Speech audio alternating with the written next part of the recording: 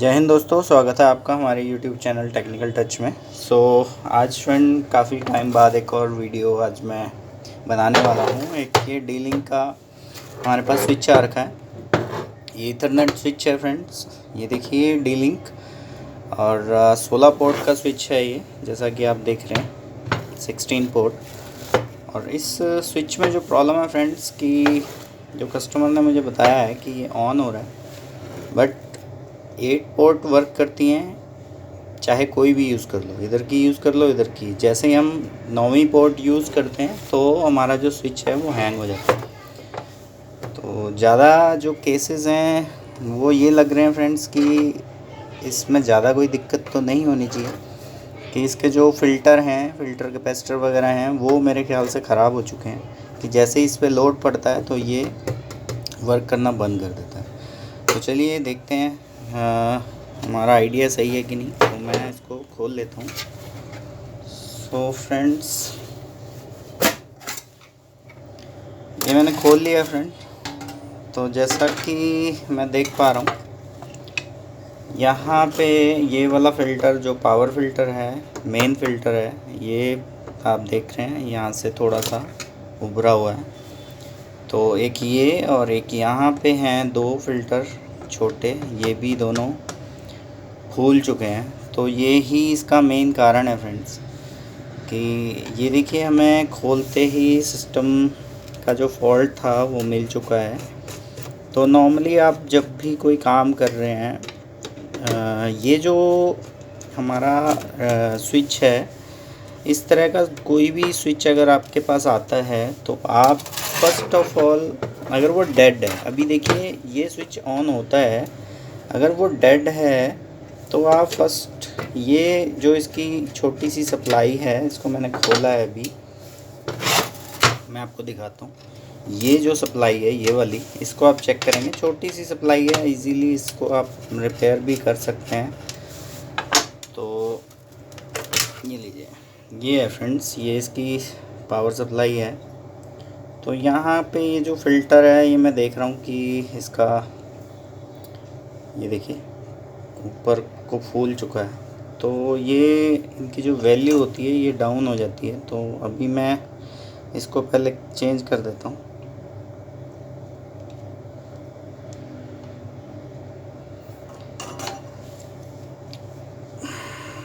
तो ये देखिए दोस्तों, मैंने निकाल लिया 400 वोल्ट 22 माइक्रोफैरड है। तो इसकी जगह हम दूसरा लगा देते हैं। ये मेरे पास पड़ा हुआ है 450 वोल्ट 22 माइक्रोफैरड, तो हम इसकी जगह ये लगा देते हैं। तो 450 वोल्ट ज़्यादा ही है, तो कोई दिक्कत नहीं है, अच्छा है, हम इसको लगा सकते हैं यहाँ पे। इसका अपने नेगेटिव पॉजिटिव का ध्यान रखना है, अगर आप उल्टा लगा देते हैं तो आपका जो कैपेसिटर है वो फिर से फट जाएगा। तो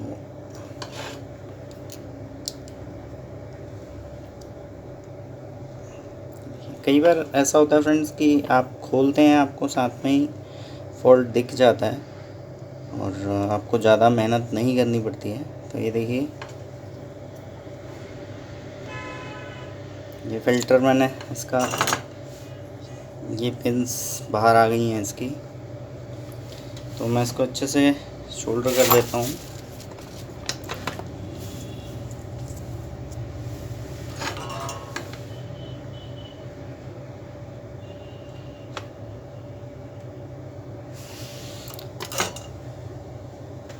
इसीलिए फ्रेंड्स मैं हमेशा बोला करता हूँ कि जब भी आप कोई काम कर रहे हैं तो इसकी जो एक्स्ट्रा पिंस हैं ये मैं कट कर देता हूँ फ्रेंड्स।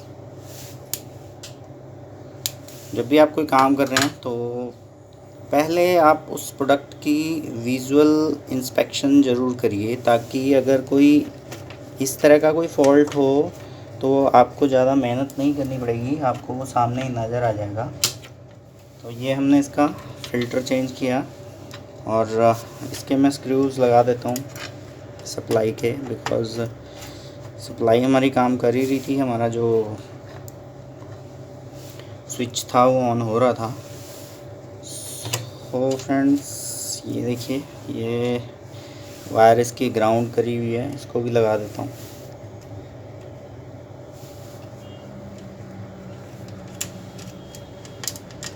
अगर आपका ये स्विच बिल्कुल डेड हो तो आप फर्स्ट ऑफ ऑल ये सप्लाई चेक करेंगे, और ज़्यादा जो फॉल्ट हैं आपको इसी सप्लाई से ही ट्रेस हो जाएगा। अगर ये डेड है तो 95% जो फॉल्ट होंगे वो यहीं के होंगे। बहुत रेयर केस होगा कि आप आगे कार्ड में दिक्कत हो। 95% आप ये छोटी सी जो सप्लाई है आपकी इस पर रिपेयर करिए, आपका स्विच ओके हो जाएगा। और सेकेंडली फ्रेंड्स, जैसा कि मैंने आपको बताया था कि यहाँ पे ये 2 फ़िल्टर ये भी फूले हुए हैं, तो हम इनको भी चेंज कर देते हैं ताकि कस्टमर को कोई दिक्कत ना हो और आपके पास जो फॉल्ट जो रिपेयर के लिए आया हुआ है ये रिपीटेशन ना हो। कोशिश ये करिए फ्रेंड्स, जो आपको कम से कम जो दिखाई दे रहा है वो उन फॉल्ट्स को तो हम साथ में रिमूव कर ही दें। कई बार लोग क्या करते हैं कि मेन फ़िल्टर था, ज़्यादा फॉल्ट इसी का लगता है तो इनको छोड़ दो, बट ऐसा मत करिए क्योंकि कई बार इनकी वजह से फॉल्ट फिर आपके पास रिपीट होगा तो उसका कोई फ़ायदा नहीं है, टाइम वेस्ट होगा। तो मैं इसको भी रिमूव कर देता हूँ।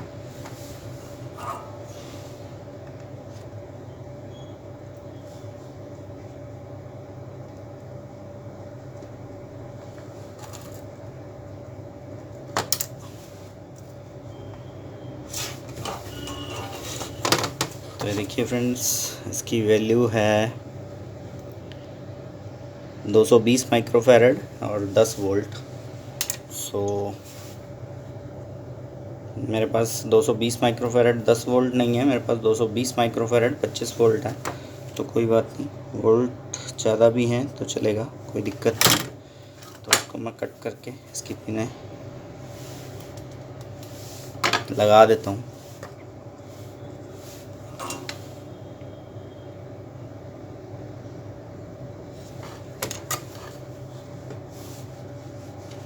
धैर्य के साथ आप कोई भी काम करिए, आराम से आपका काम हो जाएगा। अगर ये देखिए यहाँ पे हमने इस तरह से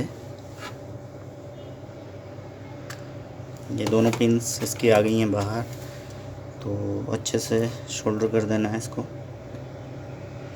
और हमेशा ये ध्यान रखना है नेगेटिव पॉजिटिव आपके हमेशा नेगेटिव नेगेटिव पे और पॉजिटिव पॉजिटिव पे ही लगे। अगर ये उल्टा लग गया तो आपका कैपेसिटर फिर से फट जाएगा, ख़राब हो जाएगा और आपका इक्विपमेंट जो है वो चलेगा नहीं। तो ये देखिए, और इसकी जो एक्स्ट्रा लेग्स हैं इनको मैं कट कर देता हूँ। तो ये देखिए फ्रेंड्स, तो ये हो गया। और एक और है फ्रेंड्स, ये वाला, ये ज़्यादा तो नहीं है, हल्का सा फूला हुआ है, लेकिन फिर भी मैं इसको भी चेंज कर ही देता हूँ।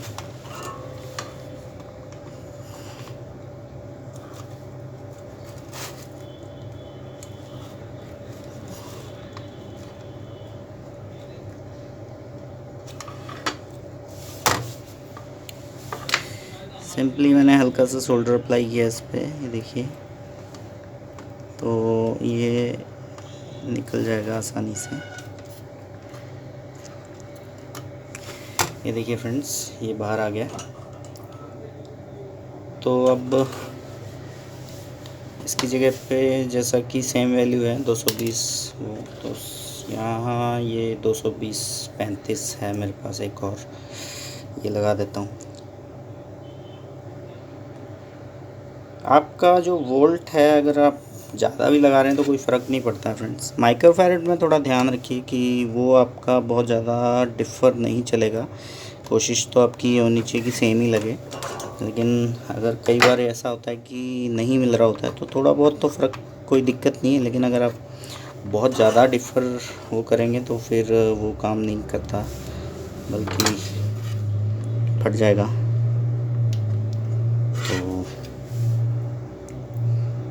वोल्ट्स की कोई प्रॉब्लम नहीं है। अगर आपके पास 400 वोल्ट का लगा है, आप 450 लगा दें, 500 लगा दें, यानी उससे ज़्यादा ही लगा रहे हैं, कोई दिक्कत नहीं है। बट उसमें प्रॉब्लम ये आएगी फ्रेंड्स कि वो फिर उसका साइज़ बड़ा होता जाएगा और फिर हो सकता है उस डिवाइस में जहाँ पे आप लगा रहे हो उसमें इन चीज़ों का भी ध्यान रखना पड़ता है फ्रेंड्स कि उस साइज़ का है या नहीं है। कई बार क्या होता है कि हमारे इक्विपमेंट बहुत आजकल छोटे छोटे से बनाए होते हैं, बाद में उसका ढक्कन ही बंद नहीं होता क्योंकि वो कैपेसिटर इतना बड़ा होता है कि। तो जब आप मार्केट से कभी इन चीज़ों को ख़रीदते हैं तो इस बात का भी ध्यान रखें कि कई बार आपको वैल्यू तो सेम मिल जाती है लेकिन उनका साइज़ बड़ा होता है, तो ये दिक्कतें आती हैं फ्रेंड्स काम करते वक्त कि हम ध्यान नहीं देते, हम खाली उसकी वैल्यू देखते हैं और बाद में हमारा जो इक्विपमेंट होता है वो बंद नहीं हो पाता। तो इस चीज़ का ध्यान रखें। इसकी थोड़ा ये पिन थोड़ा टेढ़ी सी है फ्रेंड्स, इसको सीधा कर लेता हूँ इसलिए दिक्कत आ रही है।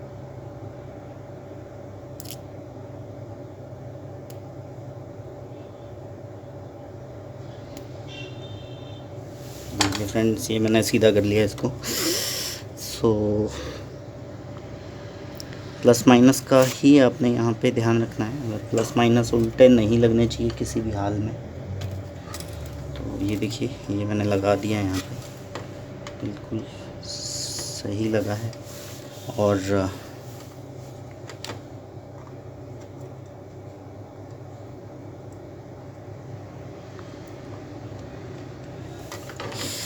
ये देखिए फ्रेंड्स, जो हमारा एक्स्ट्रा जो शोल्डर है उसको निकाल दिया है।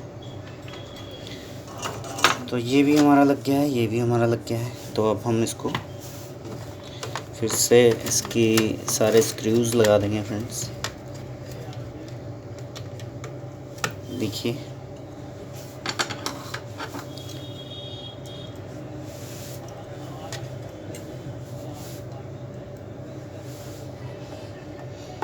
इस चीज़ का आप ध्यान रखिएगा फ्रेंड्स, कभी भी अगर ये डेड हो, बिल्कुल डेड हो, तो आपकी सप्लाई सेक्शन का फॉल्ट होगा। आपने सप्लाई ही रिपेयर करनी है, कार्ड की तरफ नहीं आना है। कार्ड का फॉल्ट बहुत रेयर होगा और इस छोटे से जो सप्लाई सेक्शन या SMPS है, इसी में आपको फॉल्ट मिल जाएगा।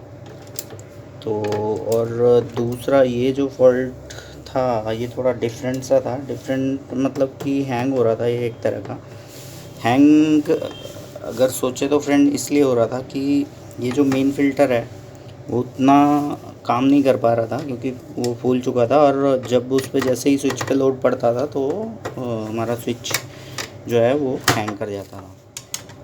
तो 150% ये स्विच जो है काम करेगा, क्योंकि हम इसको ऐसे, मैं खाली आपको इसको ऑन करके दिखा सकता हूँ बिकॉज़ बाकी तो इस पर जब सारे पीसीज लगेंगे कंप्यूटर तभी ये चेक हो पाएगा। तो मैं अभी आपको इसको ऑन करके दिखा देता हूँ। ये मैंने पावर लगाई, ये स्विच ऑन किया,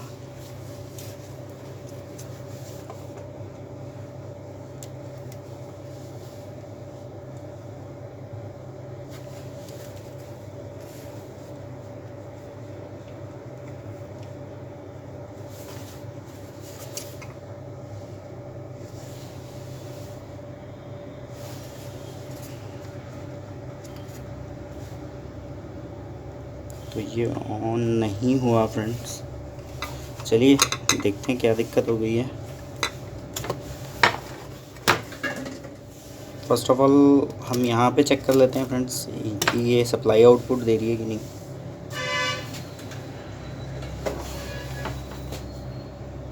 तो उसके लिए मुझे मीटर की हेल्प लेनी होगी।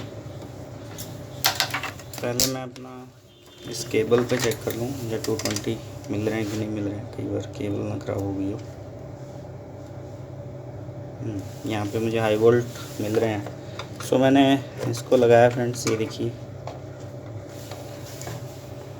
और यहाँ पे DC आउटपुट हमें मिलेगी, तो DC आउटपुट चेक कर लेता हूँ।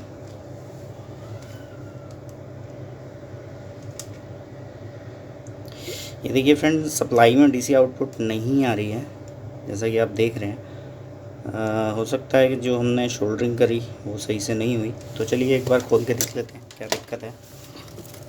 तो इस तरह का भी पंगा हो जाता है, लेकिन क्या हुआ भगवान जाने।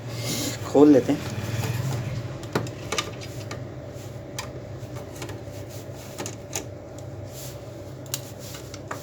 चलिए इसी बहाने आपको सप्लाई डेट का भी फॉल्ट मिल गया है, बट हमें थोड़ा सा मेहनत ज़्यादा करनी पड़ेगी। देख लेते हैं।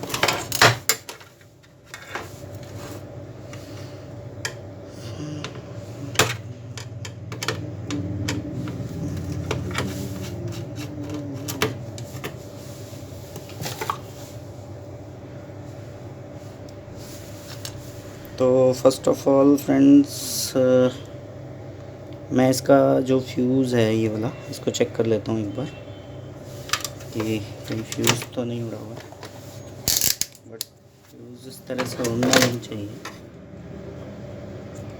जैसा कि मैं देख पा रहा हूँ फ्रेंड्स, ये देखिए ये फ्यूज़ वर्क नहीं कर रहा है इसका।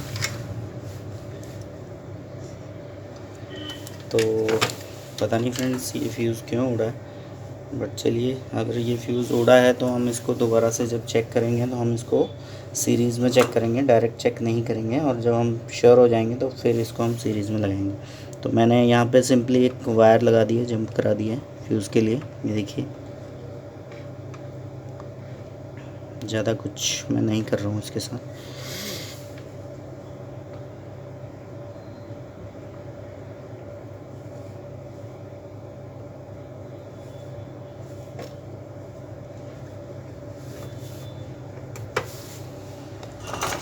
सो फ्रेंड्स, यहाँ पे के वायर लगा दिए मैंने फ्यूज़ की जगह। तो एक बार मैं इसको चेक कर लेता हूँ ऐसे ही। उसके बाद फिर अगर ये आउटपुट वोल्ट देगा तो फिर हम इसको ऐसे रख के हम चेक कर लेते हैं। इसको मैं सीरीज़ पे लगा रहा हूँ। देखिए फ्रेंड्स, जैसा कि मैं देख पा रहा हूँ, ये बिल्कुल उसकी लाइट जो है फुल ग्लो कर रही है। और कहाँ पे हमसे गलती हुई है वो चीज़ हमने देखनी है।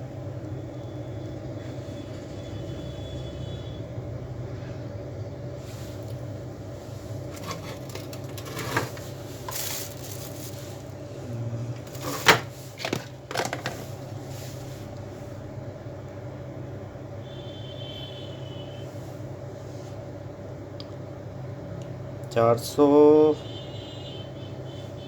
450 वोल्ट 22 माइक्रोफैरड, ये तो ठीक ही है।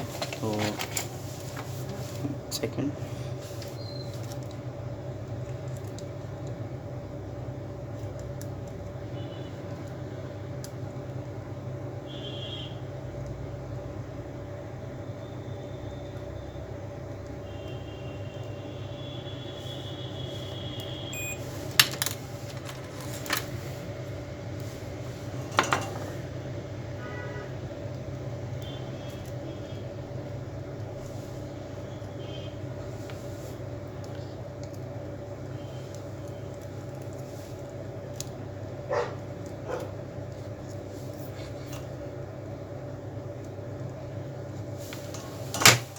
मुझे इस फ़िल्टर पे डाउट है फ्रेंड्स, तो मैं इसको एक बार चेंज करता हूँ। क्योंकि ये वैसे तो ख़राब नहीं बता रहा है, बट नहीं,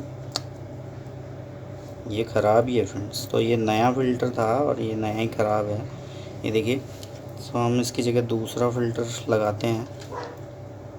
जैसा कि आप देख रहे हैं, बिल्कुल शॉर्ट, बिल्कुल भी वैल्यू नहीं दे रहा है। तो मैं इसकी जगह एक और नया फ़िल्टर लगाता हूँ।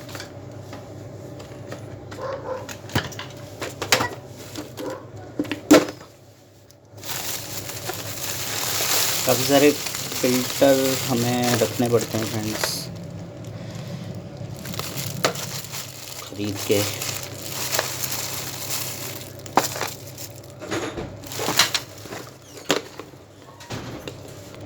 सो ये एक और मैंने ढूंढ लिया फ्रेंड। अब इसको लगाने से पहले ही मैं चेक कर लेता हूँ, और टाइम वेस्ट हो गया पहले ही।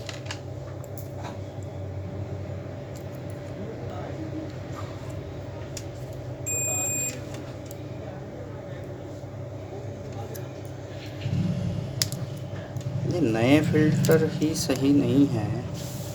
सो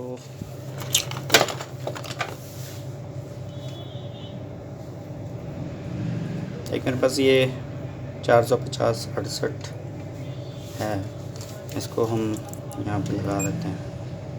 ये फ़िल्टर बिल्कुल काम कर रहा है। तो जैसा कि आपने देखा था फ्रेंड्स, वो नया फ़िल्टर ही ठीक नहीं था। तो अभी मैं, ये फ़िल्टर हमारा ठीक है, इसको यहाँ पे लगा देता हूँ, तो उसके बाद हम देखेंगे क्या दिक्कत है।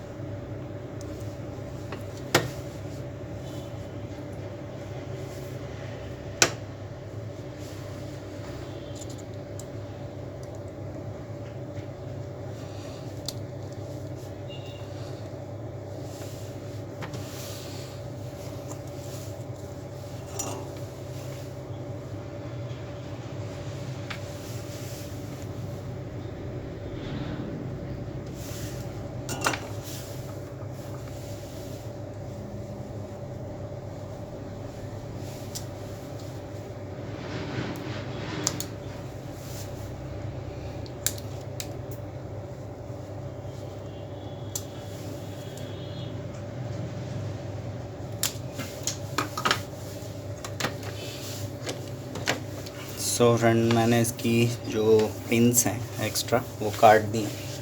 और ये देखिए, अब मैंने इसको सीरीज़ पे लगाया तो अभी हमारा जो बल्ब था वो ग्लो नहीं किया। तो यहाँ पे मैं चेक करता हूँ वोल्ट्स। देखिए दोस्तों, यहाँ पे हमें वोल्ट मिलने शुरू हो गए हैं। तो इसको